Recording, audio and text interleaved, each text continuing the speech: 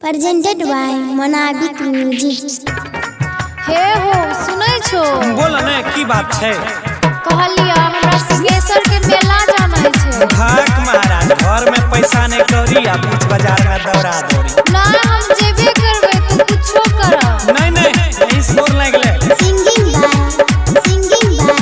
गौरव ठाकुर। ममता माही सुनो ने नाक वाला नथिया रे कान के कनबालिया नाक वाला नथिया रे कान के कनबालिया रे कान के कनबालिया दिलाई दा हो राजा जी हाँ दिलाई दा हो सैया जी कि हमरा सिंहेश्वर के मेला घुमाई दई राजा जी कि हमरा भोले बाबा के दर्शन कराई दई सैया जी। नहीं छै घर में खरची नहीं कर मन मरची।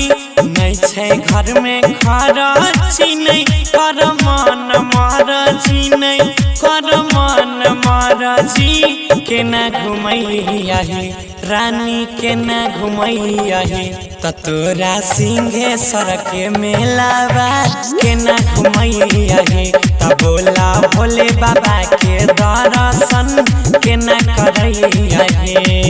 ना उ सब हम नहीं बुझबा बुझबो न पैसा कहाँ से छै। हमरा भोले बाबा के दर्शन कराई दई सैया जी। बोला भोले बाबा के दर्शन केना करैया हे।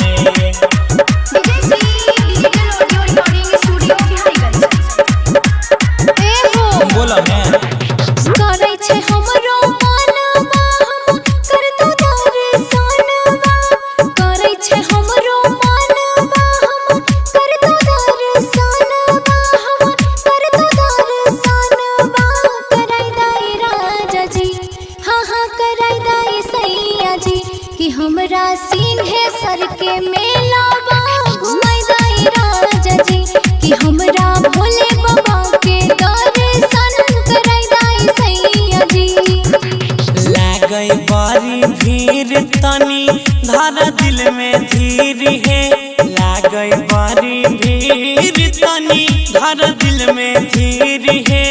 धर दिल में धीर है केना घुमैया ही बोला न केना घुमैया ही त तोरा सिंहेश्वर के मेलावा केना घुमैया हे। हे धनिया भोले बाबा के दर्शन केना करैया हे। खाली कमेबे त करबो कमेबै न त खैबो की। हमरा भोले बाबा के दर्शन कराई दई सैया जी। बोला भोले बाबा के दर्शन केना करैया हे। सब को जाय रहल छै जाय दो हमें की करबै।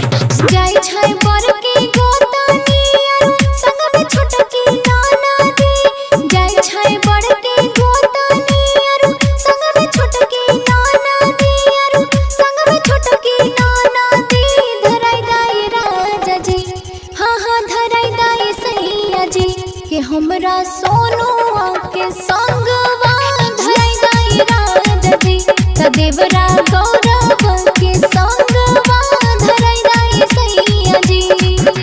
धारा नहीं है जीत देवा सब कुछ खरीद है। धारा नहीं है जीत देवा सब कुछ खरीद है। सब कुछ खरीद है तोरा घुमई बाहे रानी तोरा घुमई बाहे तया खुन साँझ के बेला में मेलावा तोरा घुमई बाहे तो हमें अपने संग में लाई जाए के झूला झूलाई बाहे। बुझ गल बात के। Recording by Ajay Star Bihar।